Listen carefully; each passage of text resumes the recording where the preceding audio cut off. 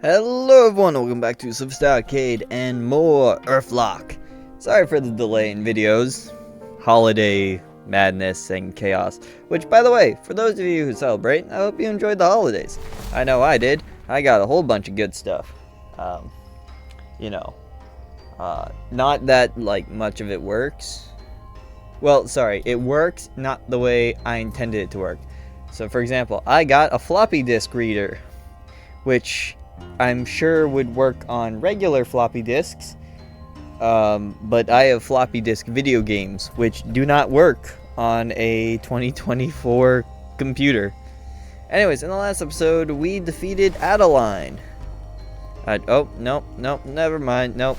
We are going to continue with the main story. We defeated Adeline and we got through the cave. I'm probably, like, maybe at some point later I'll go back and beat all the ghost guys, but for now I kind of just want to do some story. So, if I remember correctly, we are to head straight to Suvia. And the game actually just straight up tells you, do not get off the beaten path because the creatures here will kill you. And if the game has to go out of its way to be like, hey, you will die if you stray from the path, I'm inclined to believe it. No, don't want that. Okay, alright, yep, just gotta... Okay, could I maybe grab this? I think I can grab this. Still haven't found a use for all of these components.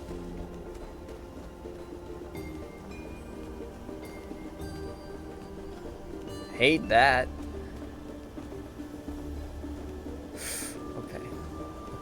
Okay, alright, just stay on the path. Okay. And we've made it to Suvia. Oh, hey, is that the cave we were just in? Huh. Cool. Anyways, we have successfully made it to Suvia. Wonder what kind of place it is.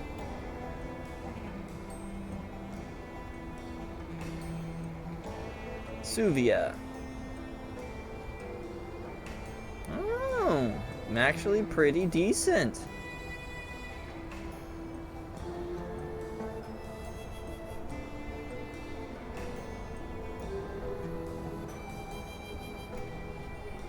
Ah, I forgot all their voices again. That's the problem with taking breaks, is you forget their voices. Whoa. Welcome to the majestic city on the ocean. Yep, that's definitely not his voice, but alright. I didn't think it would be this grand. These are just the canals, just you wait. I'm trying to voice him similar to how I voiced, oh, what's his name? What's his name? It's the, he's a real life person, but he was also in, The Great Ace Attorney. Which I still have to play the second game of that series. Oh, what was his name? Natsume?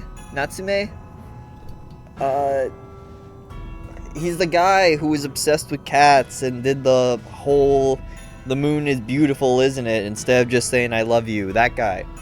The way I did his voice in that Let's Play, which I'm kind of proud of. I loved doing his voice.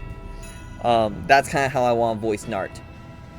Master Ikubo, I couldn't obtain the disc. Are you kidding me? Ugh, your blood taints you, Acolyte. Please, let me make it right. Give me one more chance. Maybe your chance will come, but not now. I've prepared for this, for your failure. Jesus Christ, Mike! Stay up. Go! Sit. Hold him down, imbeciles. I'll put the helmet on.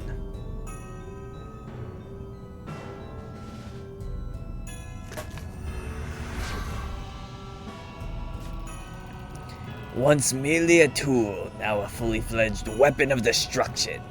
Arise and stand, Drona. Yes, now throw that one into the wall. Ha! We're ready. The old idol awaits. Hey, Benjo.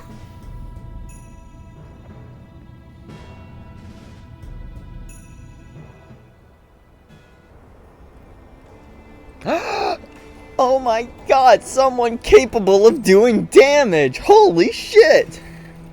Hey, there's Olia! Olia, hey! Oh, I've really forgotten your voice.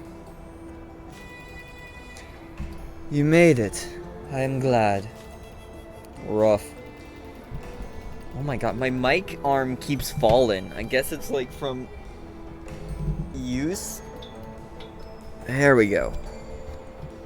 This must be Taika then. Huh. Who would have thought she was a storm dog? That is exactly my point. Nope, still can't get his voice right. Damn it. Olia, we found the last part. Here. My quest has come to an end. 10 crystal. Ah, shit. God damn controller. When the High Owl gets these parts, I'll be released from the nest. The true spark of a mindful warrior has ignited in you, Scavenger. I am proud. Thank you, Aemon. Thank you all. Thank you, Olia. That means a lot. My friend, I have some news of Benjo. You have? Where is he? Is he okay? He's in the Great Wave prison. I haven't seen him myself. I will demand his release. We must go to the High Owl at the House of the Owltide. But I understand if you wish to see Benjo first. Though Ive is with us, we must be careful. Keep your eyes with you. I keep telling everyone to be careful, but... Olia joined the party. Alright, I'm sorry, Taiga, but, get the fuck out. Ah.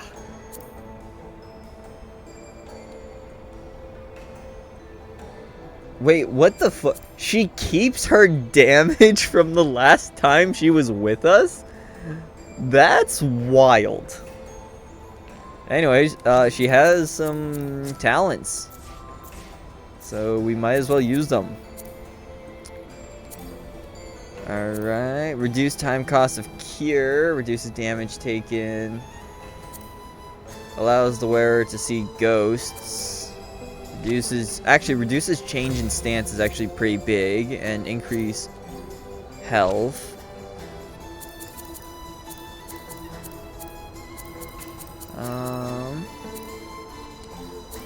Sure, you can have from beyond the grave if it means we'll get that. And then, well, you are still meant to be our tank.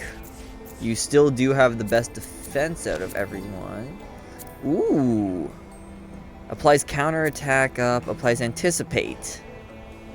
Applies a 5% increase to counter strike every time Olia counters. Absolutely, I want that. Anyways, I'm really upset that I'm, like, kind of fat-fingered it. Because I really wanted to see what she was talking about with those crystals and stuff. Alright, let's... Ah, there! I've traveled far to witness the festival. My first cycle, I'm excited. Alright, can't talk to you. They say the foundation of this fountain was built on is a tower that stretches deep into the ocean. A tower that supposedly belonged to a great city of the lost civilization. Oh yeah. There was kind of a whole Atlantis thing at the start of the game, wasn't there? Been ringing the area for the last 2 moon runs. Time for some fresh seawater air. I wonder who will be champion this time. The heir of Time's disk will soon approach. The great skip will occur. Last time it froze our world to a standstill. This time our fate is much worse. Flames will travel across the water, rock will melt, flesh will cease. Want to escape it? Join our meditative group next moon run. Only $99 for first time, then $33.99 every session after that. Plus a proportional percentage increase based on your age. Welcome.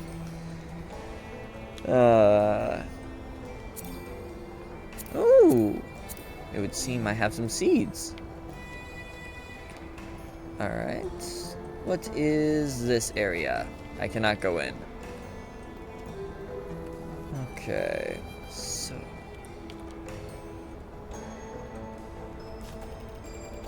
Okay, no.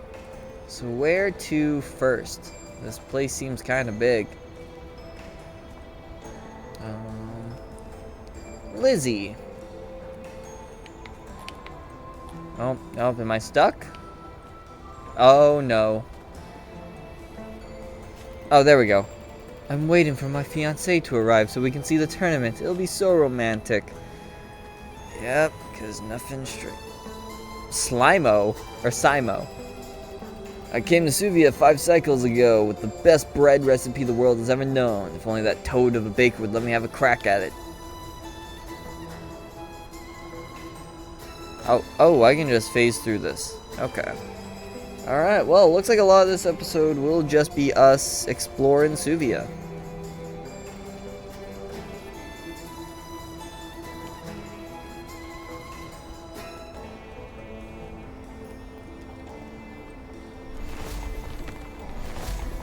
So where should we go first?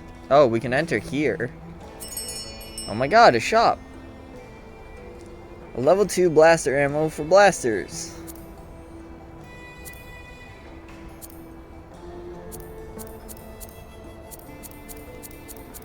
Well, I mean, I might as well. Fire lance, electro lance, treasure maps. Why is a jar of water so much? Isn't it like $5 on whatever island?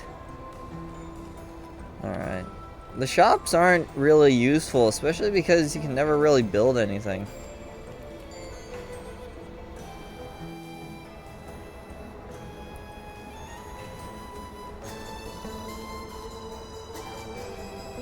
Alright, who are you?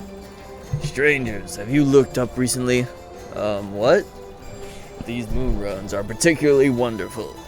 Our most fascinating neighbor orbits close now. Fascinating with a cosmic F.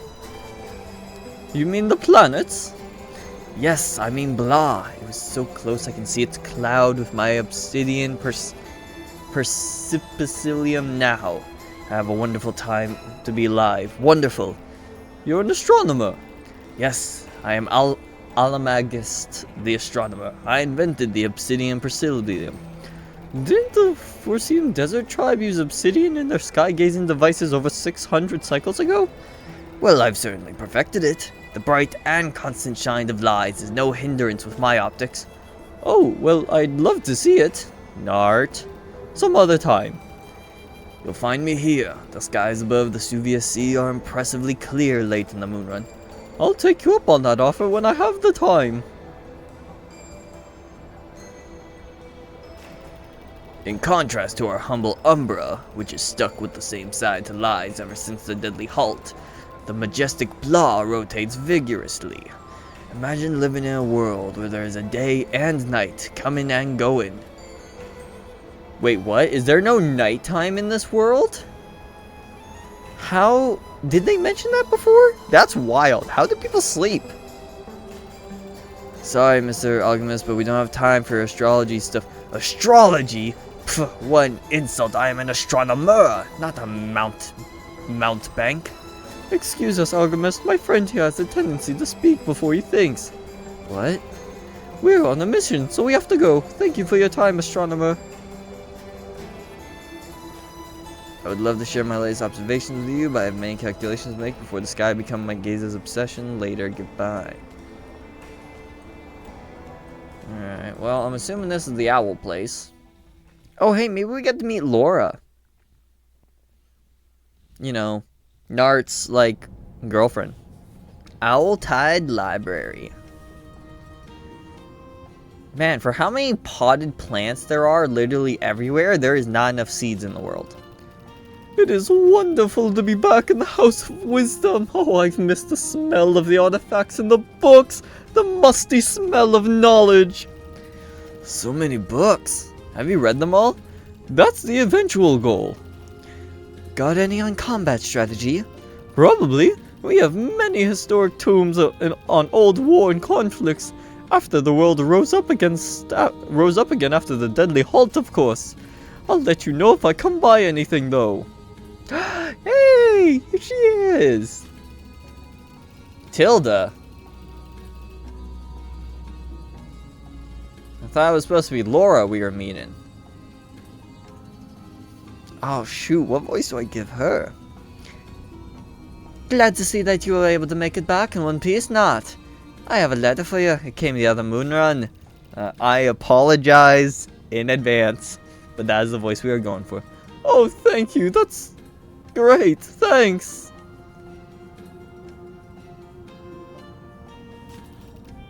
What is it, Nart? It's a love letter. Look at him. Now, just settle down, everyone. It's just a letter from Laura. Well, go ahead and open it. I know you want to. Come on. Come on, that's not private business. I'm only teasing. Being in love suits you, Nart. I will open it later, thank you. Need time to prepare oneself for these things, so... Anyway, down here's the archive, as you can tell. The High Owl is most likely in her office up at the top. Alright, well, Tilda, considering you have an entire pause screen dedicated to you, you're either a villain or you're, the sixth companion.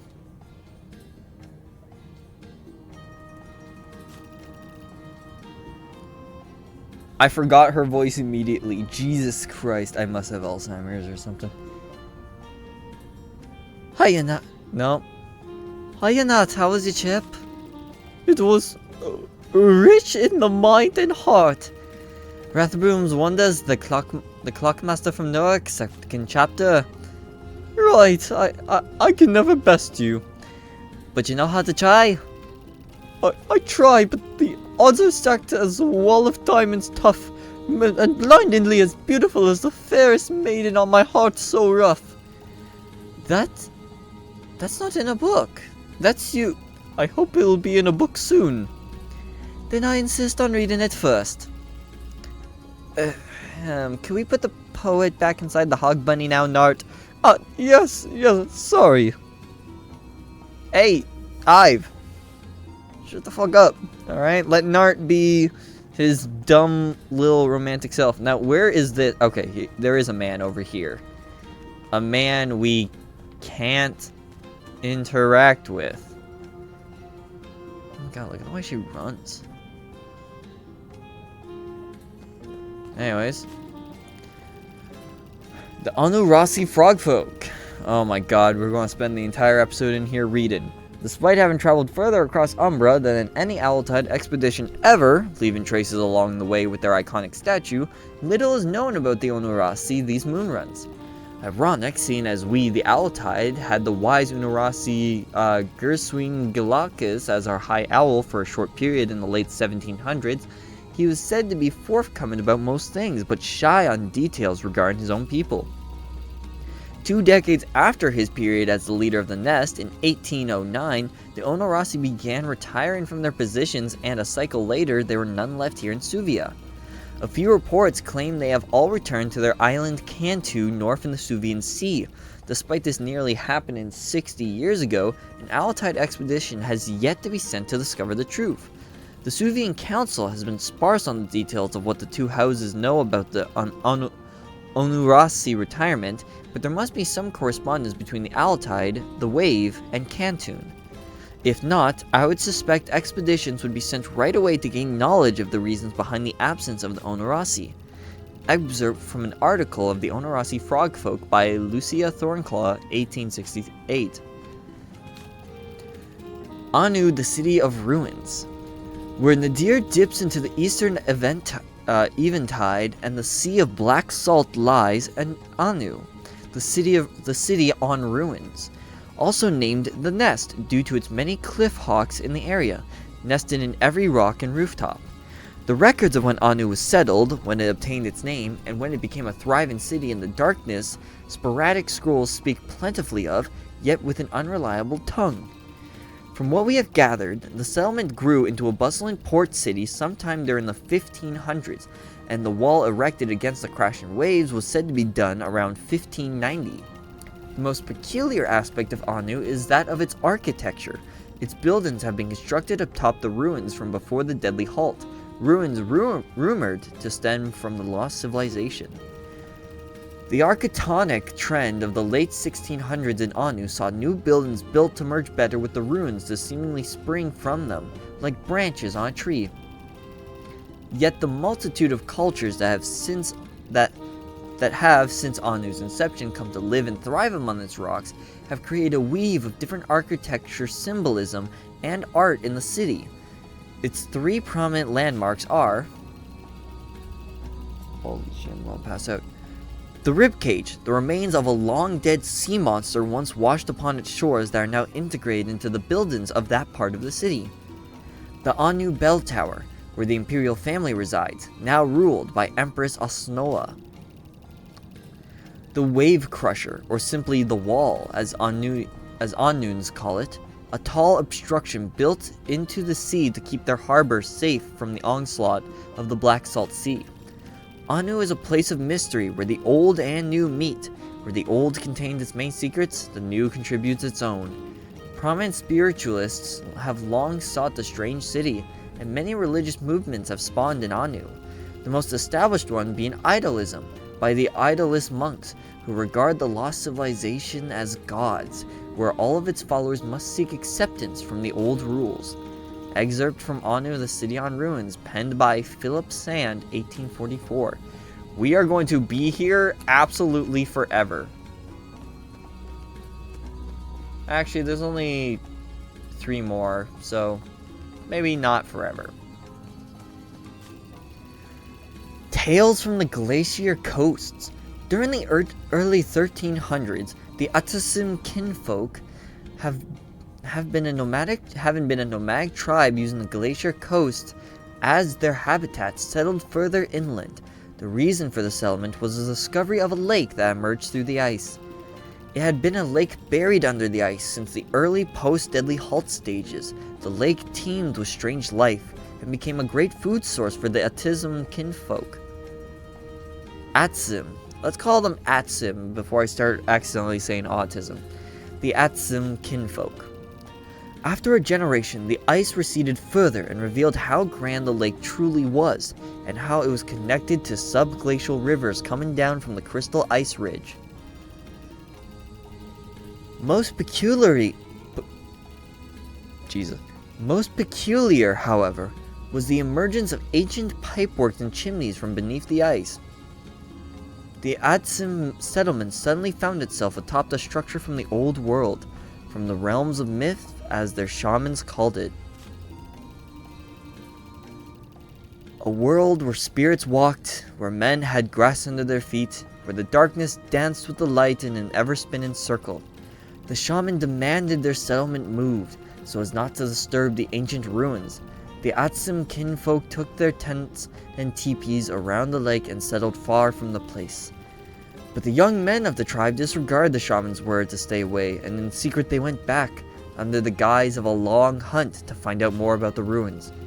Several fictitious hunts later, the young men, counting about 30, struck through the ice and found an entrance into the old structure. Most of the passageways and the halls were filled with melting ice, but they managed to get deep into the structure. Down there they found heat coming from the wells that went deep down where rivers of lava ran. They found old forge and old equipment and weapons, and extraordinary quality and strength. The whole structure, it seemed, had been an outpost for metalworkers and blacksmiths. But when a few of the weapons were discovered by the elders of the settlement, they were brought back to the structure, and the elders appointed 2 guards to protect the structure at all times.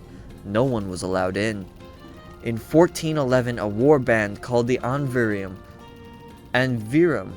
came down from the Blacklands and attacked the Atsim tribe, riding on beasts unseen by the Atsim and born to blood.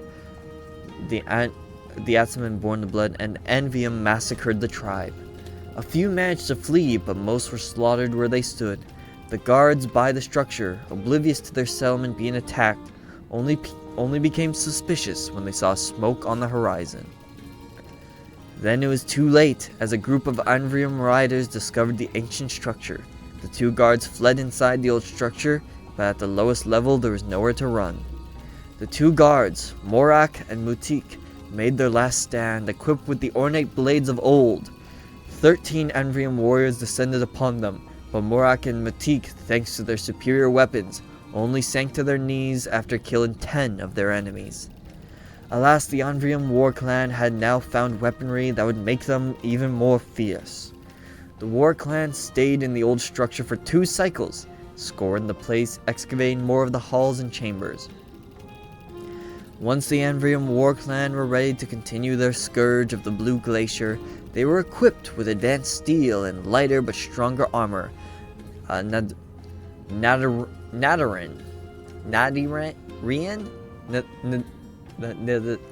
my god, am I developing a stutter? Nitherium metal, as they called it, and were far more terrifying than ever before. Excerpt from Tales of the Glacier Close by Philip Sands, 1799. Oh my god, I don't know if it's because I'm incapable of breathing through my nose because of shitty genetics, or if it's just how much I'm reading, but my head feels like it's going to explode from this. Like, I feel like I'm not getting proper airflow. Oh, seven. What happened there? Oh my god, here we go. The Gatherings of the Nest. The famous, the great historian, died in 15... Alright, you know what? I'm gonna get comfy, because these are long. There we go. Well, whoops, I am pulling on the cords. The famous, the great historian, died in 1502. 234 cycles old, having laid the groundwork of charting the history of Umbra and exploring its civilization post-Deadly Halt, and the inspiration and inspiring the Owltide movement.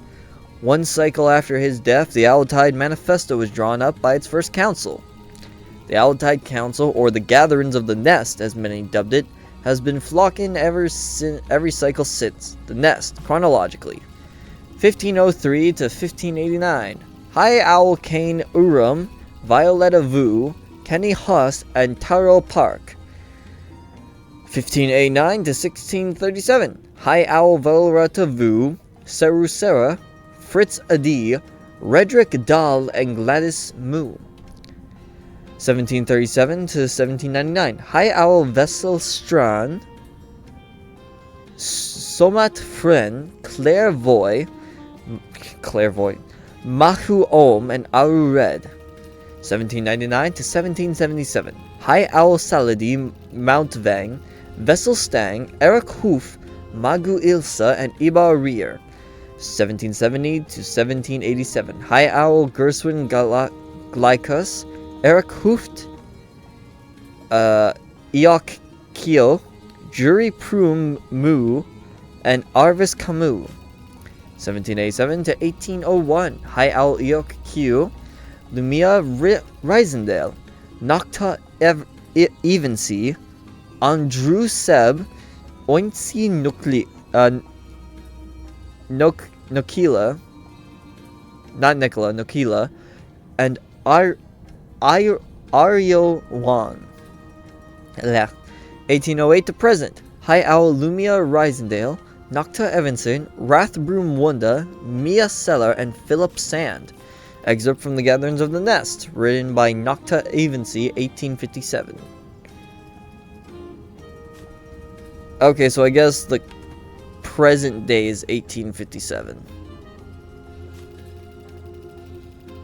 The Purple Dynasty. Of the 4 founding fathers, only the Lavender family are still present in the Great Wave elite. However, their presence throughout the cycles of the House of the Great Wave have not come without sacrifice. Victor Lavender, who led the Great Wave when they discovered the use of Baldur artifacts, became drunk with power at the prospect of what could be done with the armada they had raised. He soon proposed attack plans against Cantoon Island and the great tree city Harut in Dar. Even a bombardment of Naruk had been drawn up in secret. His oratory skills had not only united other factions and groups in Suvia, but also his closest advisors and colonels into believing Suvia, spearheaded by the Great Wave, should dominate all ports, cities, and isles of the northern hemisphere. What stopped his plans from materializing was a cold blade put through his ribs in 1820, put there by his brother, Marius Lavender.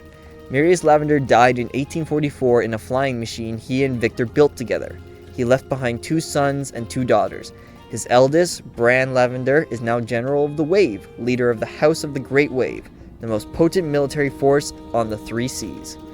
Excerpt from the Purple Dynasty, written by Amerigo Red, 1864.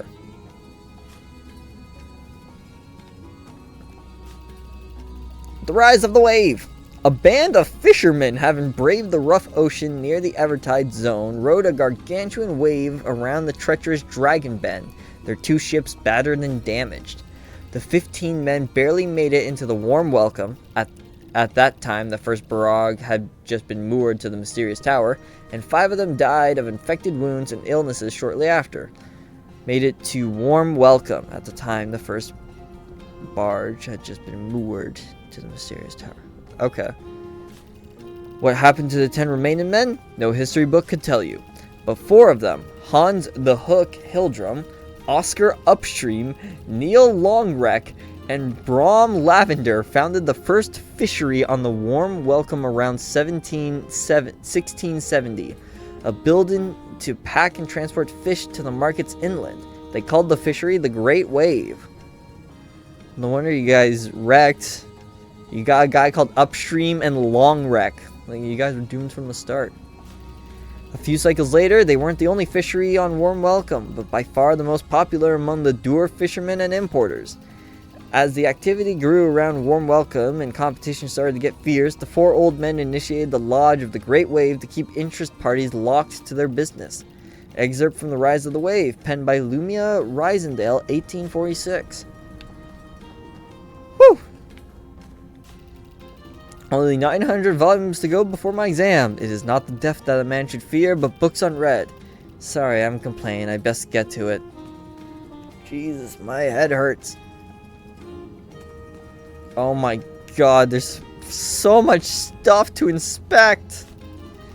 Rune scales from the Foursome tribe. Custodian Earthlock staff. Okay, thankfully not everything here is inspectable. Marius Lavender's dagger. Oh shit, this is the one that killed that guy.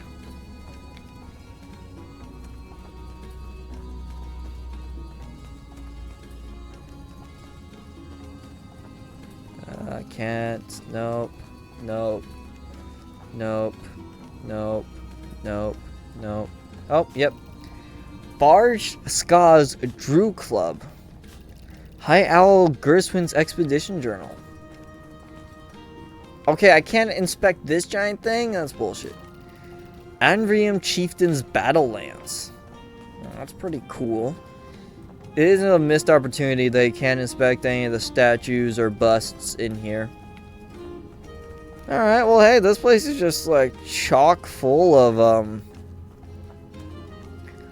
like lore and stuff. So that's like cool. Oh my god, there's more things to read. Oh, maybe not. Oh, that's an Amari lamp. Oh, it seems there was no point to come up here. Oh, but we're gonna have to come up there later to use the Amari lamp. Oh, no, that's the right way to go, which means we gotta... Okay, nope.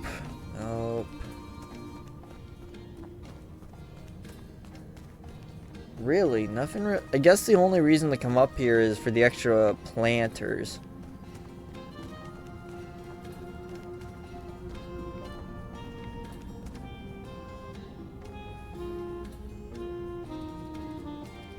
Oh, hello? Oh.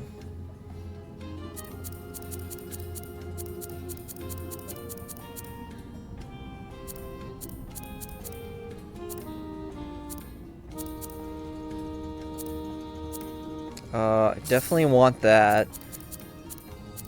And probably want that. Oh my god, we're actually low on money. That's weird.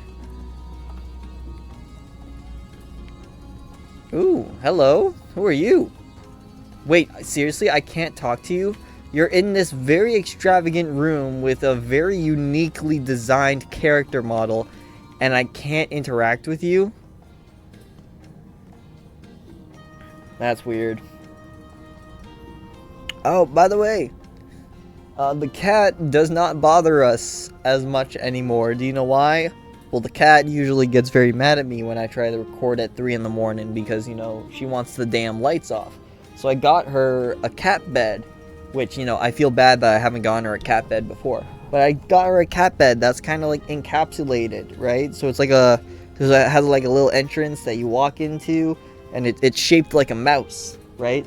So now, even when it's, you know, 3 in the morning, she has her little bit of shade, and oh my god, she loves the damn thing. I did have to basically dump a whole bottle of catnip in there to get her to go through it, though. Sorry, that's a lie. I sprayed catnip once in there, and she fell in love with it. But it did take her a while. I spent the entire night trying to get her to use it, and she didn't want to. And I woke up the next morning, and she's curled up in there and absolutely loves it. I do not think I'm supposed to be able to get on this table. But here I am.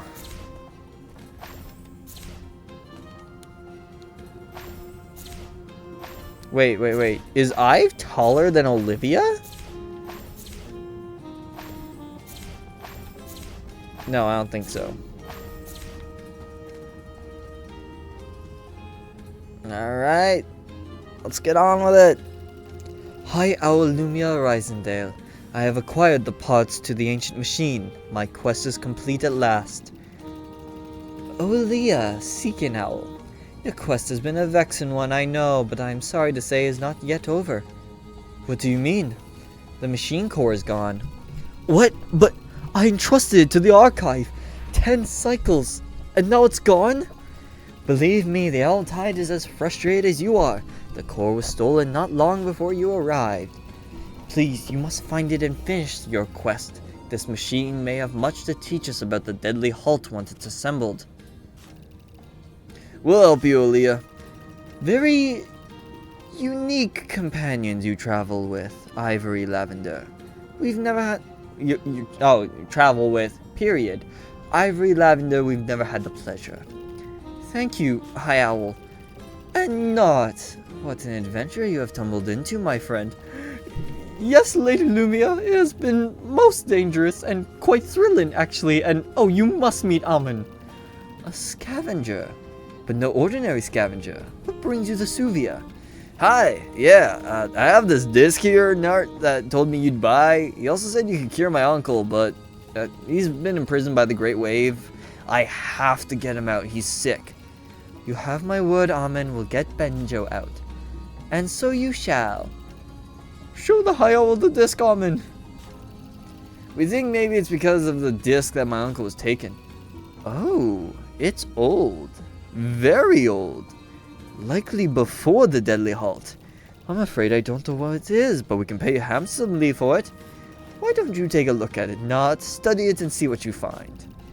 That would be an honor, Lady Lumia. Yo, Nart, lie your fucking ass off, alright, buddy? This is why we kept you around. Conflict of interest in our favor.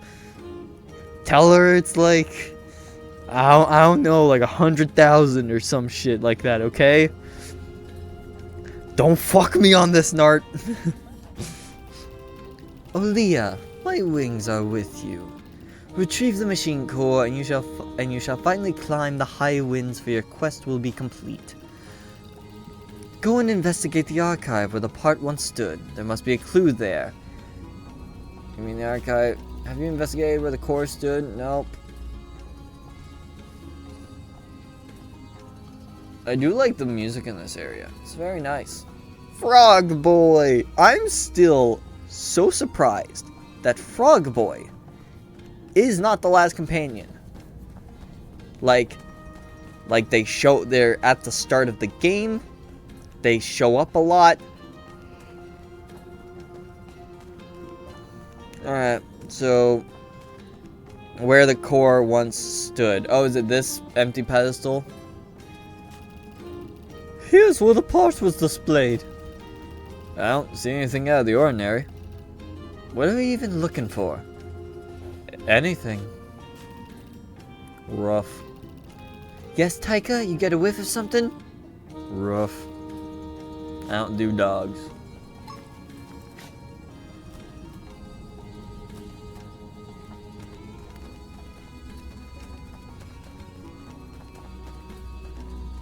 Nope, I'm going the wrong way.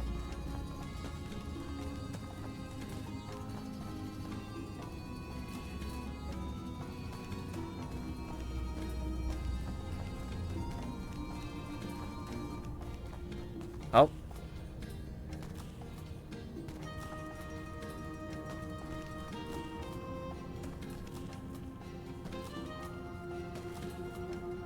It's around this general area.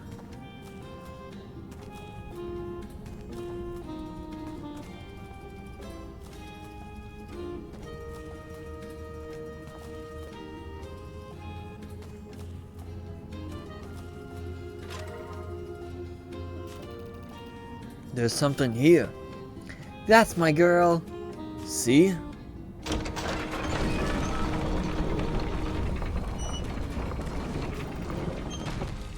That looks dark. Now we know how they got it. Now we know how they got the core out without a trace. We find out where this leads, Nart? You first? That smell, but okay, here it goes. Hey, attaboy, Nart.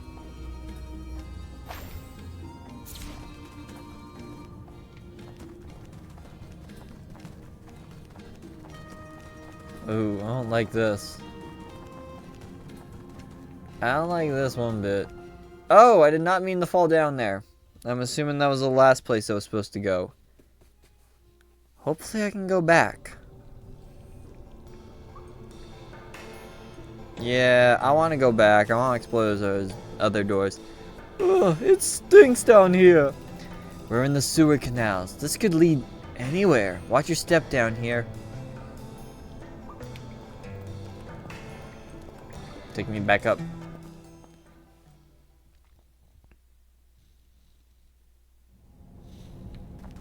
Alright. Where do these doors lead? Wait, are these not doors?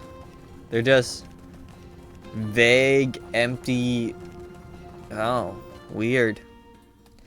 Alright, well, I think we'll call it for this episode. We didn't really accomplish much, but we did read a lot. So, yeah.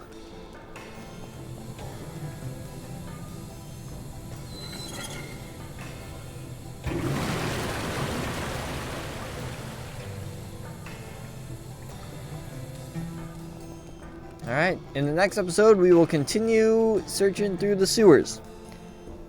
So, thank you all very much for watching, and as always, stay safe, have fun, and have a great day.